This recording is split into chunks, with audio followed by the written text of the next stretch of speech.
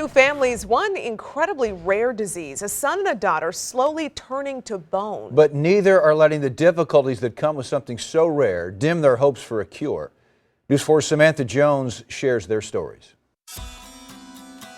Relationships come with milestones, first dates, anniversaries, and making a home together. So this is our bathroom. Carly and Billy are no different. I'll put it in the dishwasher for you. They've been dating since middle school and have already been tested in sickness and in health.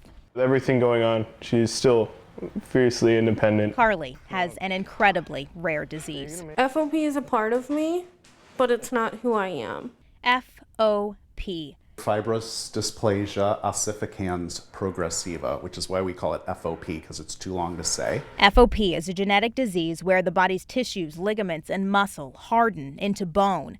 Trauma like a fall, surgery, even some illnesses can trigger a flare-up. When they get injured, they create new permanent skeletal bone, so they eventually become encased in a second skeleton. Dr. Martin SCHMITT says the disease affects about 900 people worldwide, and there are fewer than 200 known cases in the United States. 2 of those cases he treats right here in the St. Louis area. Patient Tim, who I had seen about a year and a half before Carly. Tim is the youngest of 4 boys in his family. I'm the only one of my siblings or family who actually has the disease. He's a history buff. You can't invade Russia and hope that they surrender. And loves to play video games. His FOP has caused him to have severe scoliosis. And like Carly, First, my right hip locked, which causes me to walk with a limp.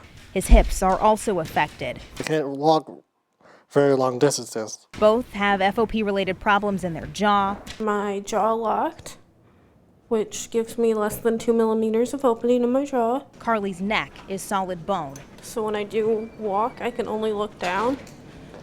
So I do have to make sure someone's walking with me. Right now, there's no cure for FOP, so the disease comes with a grim prognosis. So I was told initially it was worse than cancer. The moms say the first signs of FOP showed up in the nursery. At birth, I noticed the toes. The first thing that I said to her doctor was what was wrong with her big toes.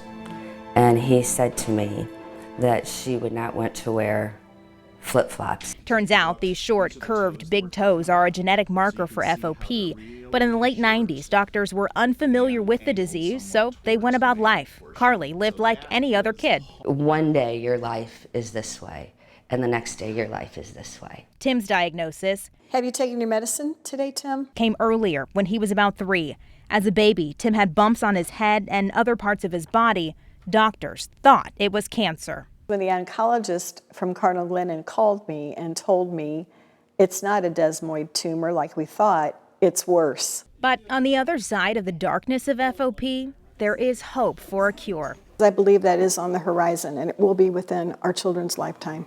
Their focus turned toward change. Our families and communities, we've raised about $250,000 over the years. Efforts like that are making a difference. In 2006, researchers discovered a gene for the disease.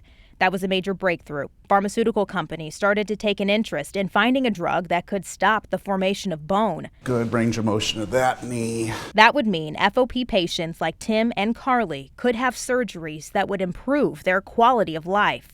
His back could be straightened just even slightly. It would make a difference in his posture, his ability to walk. An approved treatment starts with clinical trials, which Tim and Carly both participate in. I wanted to be able to use my bones again. Right now, there are 2 more cases of possible FOP in Missouri. That would make at least 4 in the state. Doctors are still working with clinical trials for drugs that could at least stop the progression of FOP, which will hopefully one day lead to a cure. Samantha Jones, News 4.